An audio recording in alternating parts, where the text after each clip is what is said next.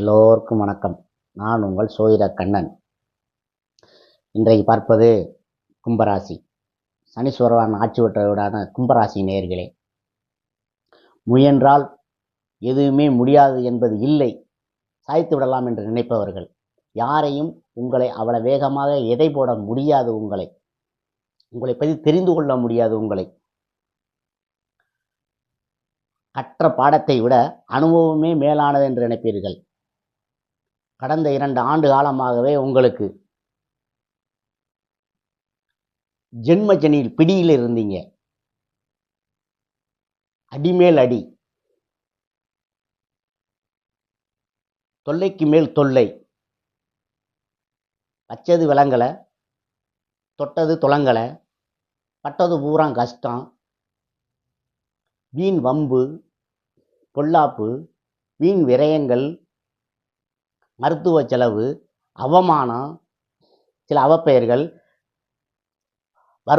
வருமானத்தில் குறைவு, தொழில் மாற்றம், இடமாற்றம், வண்டி வாகன விபத்து, வண்டி வாகனத்தில் பழுது, உடம்புக்கு நம்ம சொந்த உடலுக்கும் பிரச்சனை, இப்படி ஏகப்பட்ட தொல்லைகள் நமக்கு பண்ணிக்கிட்டு வந்தாலும் இந்த சனீஸ்வர பகவான் வருகிற 2025 மார்ச் 29 சனீஸ்வர பகவான் உங்களுக்கு பாதகச்சனியாக 2ஆம் இடத்துக்கு பயிற்சியாகிறார்.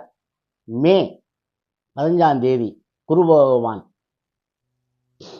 உங்களுக்கு 5ஆம் இடத்துக்கு பஞ்சமஸ்தானத்திற்கு பயிற்சியாகிறார். ராகுகேது பகவான் மே 18 ஜென்மத்தில் ராகும், 7ஆம் இடத்தில் கேது பகவான் பயிற்சி அடைகிறார்கள். முற்றிலுமே நன்மை, நிம்மதி, எல்லாம் வளம் காணும் நாளாக நமக்கு 2025ஆம் ஆண்டு மே மாதத்திற்கு பிறகு எல்லாம் நன்மை தரும் விதமாக இருக்கும்.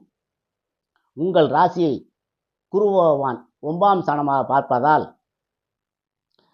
ஏதோ ஒரு வழியில் தெரியாத நண்பர்கள் மூலம் உங்களுக்கு லாபம் ஏற்படும். உடம்புல இருந்த பிணி எல்லாம் விலகும்.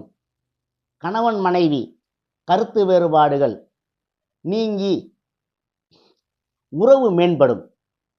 உங்களை விட்டு ஒதுக்கி போனவர்கள் விரும்பி வந்து இணைவார்கள். தொழிலில் நல்ல லாபம் தரும். வெளிநாடு உள்ளூரில் பணிபுரிந்தவர்கள், தொழில் மாற்றத்தில் இடமாற்றம் அடைந்தவர்கள் மறுபடியும் பணியில் சேர்ந்து நல்ல வருவாயை அடையலாம். இதுவரை வீடு கட்டாமல் இருந்தவர்கள் வீடு கட்டி பால் காய்ச்சுவார்கள். திருமணம் இதுவரையும் நடைபெறாமல் இருந்தவர்கள் திருமணம் நடைபெறும். புத்திர பாக்கியம் இல்லாதவர்கள் புத்திர பாக்கியம் ஏற்படும். மனதில் புது தெம்பு, தைரியம், உற்சாகம், எல்லாம் புது வழியான நன்மைகள் பூராமே ஏற்படும். நன்மையே கிடைக்கும். எல்லாம் வல்ல இறைவனான எம்பெருமான் சிவபெருமானை வணங்கி அன்னதானமிட்டு பசுமாட்டுக்கு உணவு தானியங்கள் வழங்கி வணங்கி வாருங்கள். எல்லாம் நல்லபடியாக நடைபெறும். நன்றி, வணக்கம்.